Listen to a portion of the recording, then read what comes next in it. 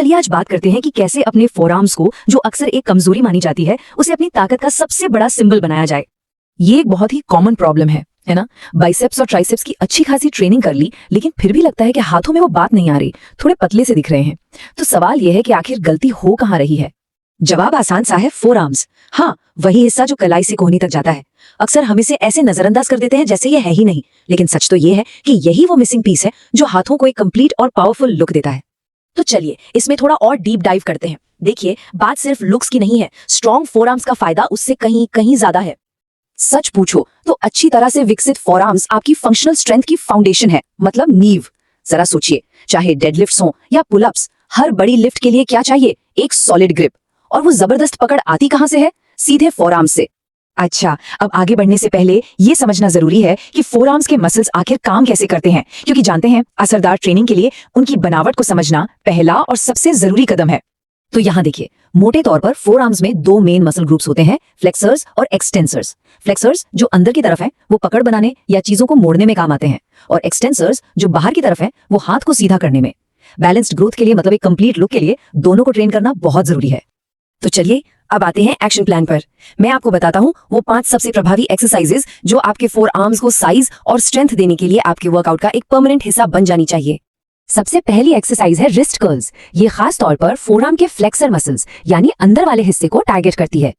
इसे करने का तरीका बहुत सिंपल है। बेंच पर बैठ जाइए, कलाइयों को घुटनों पर रखिए और बारबेल को पूरे रेंज ऑफ मोशन के साथ ऊपर कर्ल करिए। और हाँ, एक प्रो टिप, जब वेट नीचे लाएं तो स्लो लाएं, आराम से 3-4 सेकंड लेते हुए। इससे मसल पर टेंशन बढ़ता है और ग्रोथ गजब की होती है। अब आते हैं इसकी काउंटर पार्ट एक्सरसाइज पर, जो आपके एक्सटेंसर मसल्स पर काम करती है और फोरआर्म्स को एक पूरा लुक देती है। टेक्निक बिल्कुल वैसी ही है, बस इस बार हथेलियां नीचे की तरफ रहेंगी। ये एक्सरसाइज फोरआर्म के टॉप पार्ट को टारगेट करती है, जिससे वो गोल एक 3D लुक मिलता है। ये एक ऐसी एक्सरसाइज है जो सिर्फ फोरआर्म्स ही नहीं बनाती, बल्कि आपकी ग्रिप स्ट्रेंथ और स्टैमिना को भी जबरदस्त तरीके से बढ़ाती है। इसे करना बहुत आसान है, बस जिम के सबसे भारी डंबल उठाइए जो आप आराम से हैंडल कर सकें, और 30 से 40 सेकंड के लिए चलिए। ये फंक्शनल एक्सरसाइज आपकी पकड़ को इतना मजबूत बना देगी कि क्या कहने, और साइज तो बढ़ेगा ही। अगली है एक आइसोमेट्रिक एक्सरसाइज, जो लगातार टेंशन बनाकर आपकी ग्रिप को बेहतर बनाने के लिए डिजाइन की गई है। सिंपल है, बस एक पुलअप बार से 30 से 60 सेकंड के लिए लटकना है, और अगर इसे थोड़ा और टफ बनाना है तो एक टॉवल का इस्तेमाल कर सकते हैं। ये जो लगातार टेंशन बनता है ना, वो मसल ग्रोथ को ट्रिगर करता है। और हमारी लिस्ट की आखिरी और 5वीं एक्सरसाइज, रिवर्स कर्ल्स। ध्यान रहे, ये रिवर्स रिस्ट कर्ल्स से अलग है। ये एक्सरसाइज सीधे ब्रेकियोरेडियलिस मसल पर काम करती है, जो आपके फोरआर्म को ऊपर से देखने पर वो मोटाई और चौड़ाई देती है। इसे इजी बार या डंबल किसी से भी कर सकते हैं, बस हथेलियां नीचे की तरफ होनी चाहिए। ये एक्सरसाइज आपके हाथ को ऊपर से देखने पर वो एक इम्प्रेसिव चौड़ाई, वो थिकनेस देती है।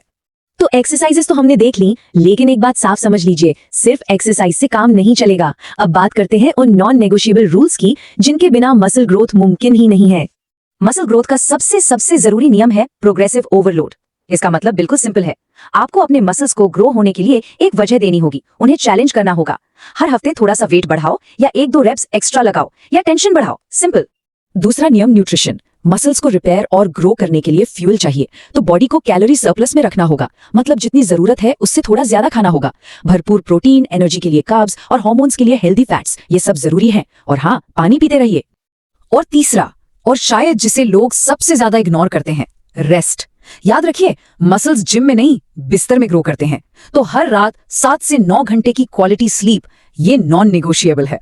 तो अब इन सारी चीजों को एक साथ जोड़ते हैं। सवाल यह है कि इसे अपने रूटीन में फिट कैसे करें। चलिए मैं आपको एक सिंपल वीकली प्लान बताता हूं, जिसे कोई भी फॉलो कर सकता है। यहाँ देखिए, एक बहुत ही आसान प्लान है। हफ्ते में 2 दिन, एक दिन जब आप अपना पुल वर्कआउट कर रहे हो, और दूसरा दिन खास तौर पर ग्रिप पर फोकस करने के लिए।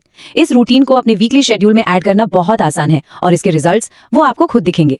और आखिर में बस इतना ही, फोरआर्म ट्रेनिंग सिर्फ साइज बढ़ाने के लिए नहीं है, ये कॉन्फिडेंस बनाने के बारे में है। जब आप किसी से हाथ मिलाएं तो उन्हें पता चलना चाहिए कि आप में दम है,